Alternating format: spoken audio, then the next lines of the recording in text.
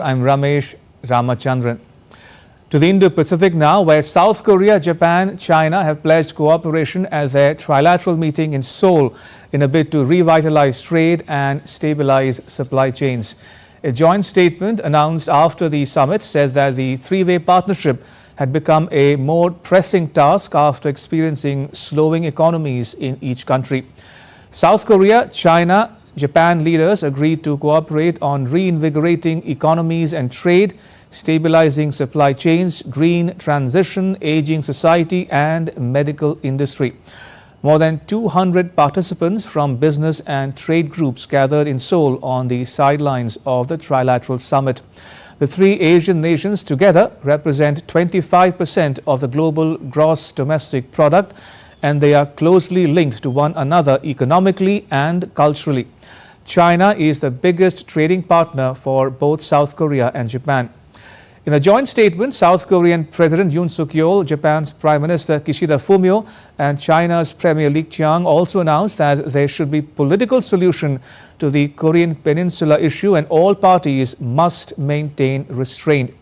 Speaking at a joint news conference after the talks in Seoul, Yoon called for a strong international response to an expected spy satellite launch by North Korea, and Kishida demanded Pyongyang to halt the plan. Monday's summit came a day after the three leaders met separately for bilateral talks with each other. Meanwhile, North Korea has notified Japan of its plan to launch a rocket carrying a space satellite towards the Yellow Sea and east of Luzon Island between 27th of May and the 4th of June. The Japan Coast Guard said on Monday that the notice came ahead of the Trilateral Summit among the leaders of Japan, South Korea and China in Seoul. Japan's Foreign Ministry says that officials from the United States, Japan and South Korea held phone calls in response to the notice and shared a view that North Korea's satellite launch using ballistic missile technology would be in violation of United Nations resolutions. Japan's Chief Cabinet Secretary Yoshimasa Hayashi, the country's top government spokesperson, said Tokyo had demanded via diplomatic channels in Beijing that North Korea cancel its planned satellite rocket launch. And joining me from Tokyo is my colleague Chris Gilbert. Chris, what more can you tell us about the trilateral talks in Seoul?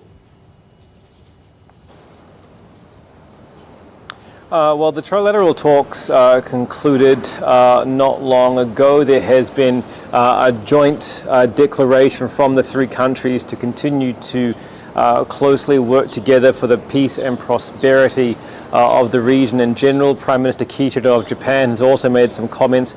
He's emphasized that it's a very important opportunity to solidify this process of meeting regularly, and he has expressed his intention to make efforts to further develop relations between the three countries when Japan hosts these trilateral talks next year. He says that the international community at the moment is confronting a diverse, complex and interrelated series of issues, and that these three countries have a lot of mutual ground to work on together, such as the declining birth rates and their aging populations, although diplomatic sources have also said that things are much easier between Japan, China and South Korea on the bilateral front when two of these countries are working together on mutual issues, and things are quite difficult getting cats to walk in a straight line to find areas of mutual agreement when all three get in the same room together. Li Qiang, the Premier of China, has said that the three of them must build trust, focus on a long-term perspective and joint interests, and on the matter of the Korean Peninsula, that is the ongoing tensions between South Korea and North Korea, he says that he wants both countries involved in the Korean Peninsula to pursue peace, to restrain themselves and not complicate matters any further. That said, Chris, how much of a concern would North Korea's plans to launch another rocket be to both Japan and South Korea? What does the joint statement say on issues such as trade and, like I said, North Korea?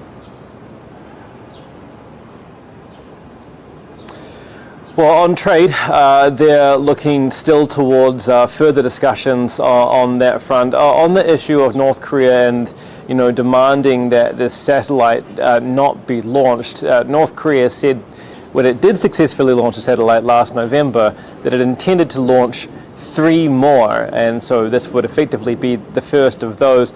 As you mentioned, Japan, South Korea, and the US all view these satellite launches as a violation of the UN Security Council resolutions, which restrict and forbid North Korea from using ballistic technology.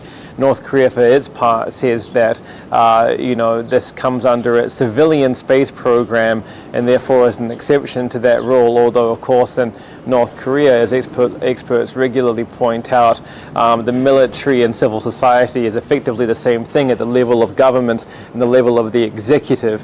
And so this would be a use of ballistic technology, although North Korea says it's simply pursuing its own free will to launch these satellites, just like any other country in the world is free to launch these satellites.